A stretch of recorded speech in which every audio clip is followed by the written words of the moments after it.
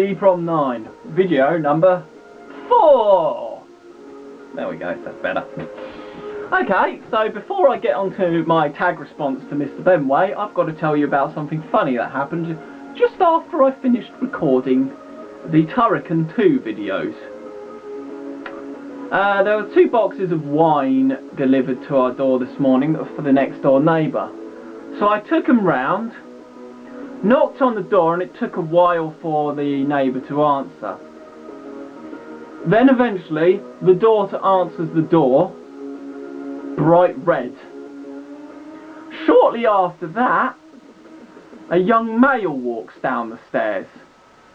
Then, when I say my comment of goodbyes, okay, I'll leave you two to it. He gave a little smile and a bit of a chuckle. Add all those together and you get next door's daughter having jiggy jiggy. Yeah, so I found that rather amusing. Mind you, I've had my disturbs in mine. One, Mum rang me up because it was the day I was having my car motted, and Mum decided to ring me up in the middle of it. I was panting heavily, had the phone held far away so it couldn't be heard, and she asked if you're alright and what I was doing. I looked around the room for various excuses to what I could be doing. Just on the computer, is what I said. Yeah. Interruptions are annoying, but they also do have their comedy value later on. Anyway, back to what I was going to talk about, which was the tag from Mr Benways. I haven't mentioned him in a while. No, I haven't.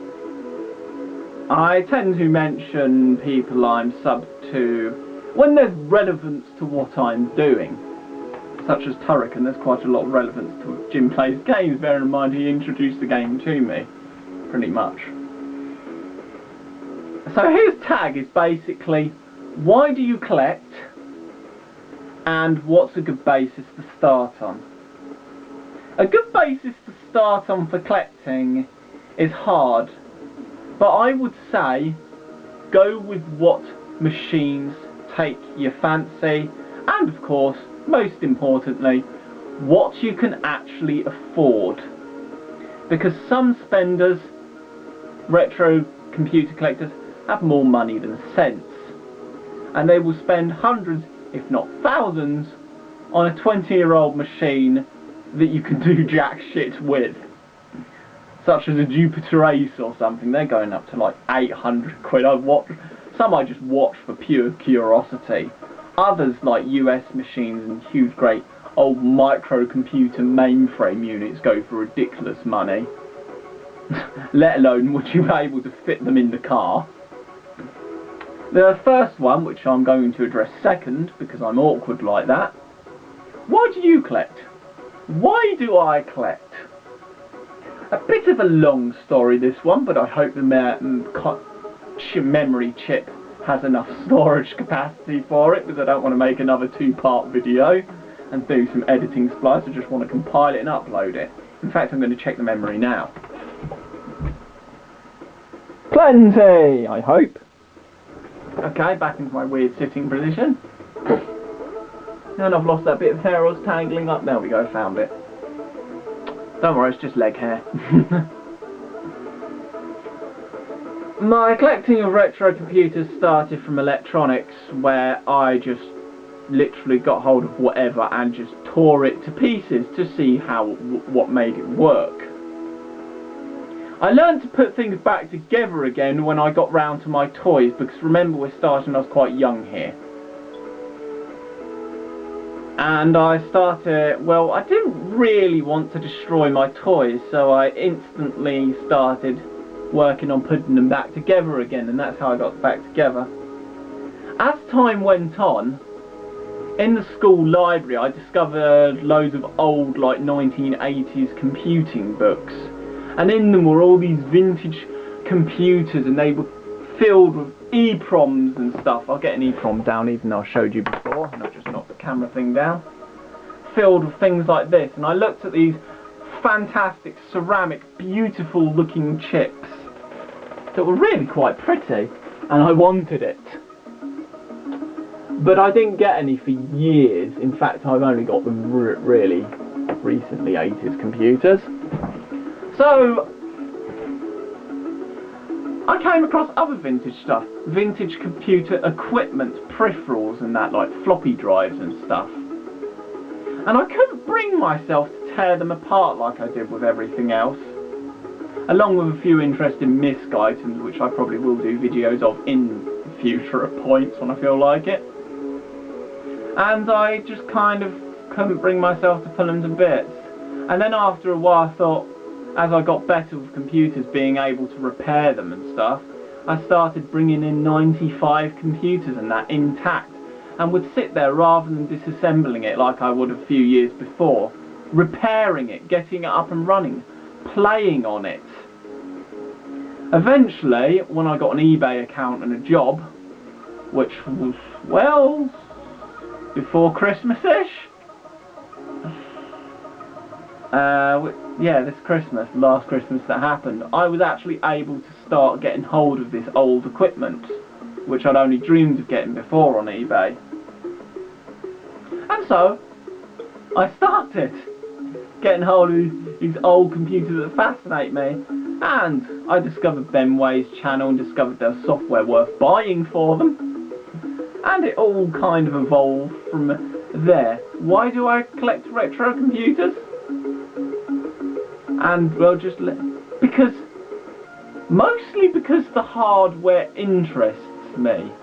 There's a certain curiosity and interest about it, as well as just awesomeness at how with such little they're able to do so much, so little power to the machines, and yet they're able to do so much with them.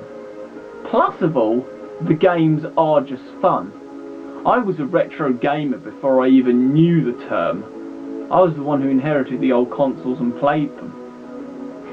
Because I enjoy the games.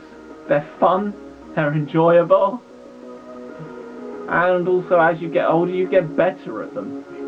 When I was little I was rubbish at these platformers and stuff. I used to be rubbish at Mario. Now I'm really quite good. And Turrican is just plain... sorry about that, the battery just ran out. Yeah, interesting question. I just love all these old machines, they're awesome. And there's awesome software for them. And it's cheap. Here you are, you don't have to pay hundreds of pounds for something. You can get something for 99p or 10 quid or 20 quid. Or Atari ST, 30 quid. And you get stuff with it to play. It's awesome. And then you can go spend a few more quid and get some absolutely awesome games. I don't need to state how awesome these are. But my favourite game of all time has to be Half-Life 1. And that's what I have to say on the subject. I shall compile and do this video probably after I've done the Turrican ones, because the Turrican ones are taking a bit of a while. And I've also got to do housework and shit like that, which is fun. And you know what? You can probably see my Acorn Electron laptop on my bed in the thing. Good, good, good. That is all good. Thanks for watching! And as a last note, Red Faction Gorilla. I got the last one that they did. The people in game were sad as part of the little model they had sitting there. It's awesome! Anyway, that's not part of what I want to know. It's just something that's awesome and it lives on top of my 360. But for now, I can sit on top of the computer. Hopefully you should be able to see it. And I have to say a few thank yous. Thanks to Mr Benways, who's put the thingy-majiggy of a link on his site to my channel, which is awesome, which means more people. Yes, ever since I did Electron Stop Frame, the viewers have been coming in and there's been a slow, sort of, every so often new subscriber come in. Yay! I need to do more of them. They certainly get attention. It's the most highest watched thing at the moment going on my channel. And my Acon Electron laptop. People like my electronics projects. Yay! Even though Mum thinks it's pointless, but that's just Mum. She likes some of the things I built, but not everything. Another person I'd like to say thank you to is UK Retro Games, because throughout the Electron laptop project he's provided some advice on various little things like how to get the Electron to output in colour through the composite and where to get micro cassettes from, which I did get. They're sitting over there on my desk / bedside cabinet. And also, what was the other thing? Something else that I've now forgotten. Typical. Yes, there are notes I want to highlight. And my train of thought is completely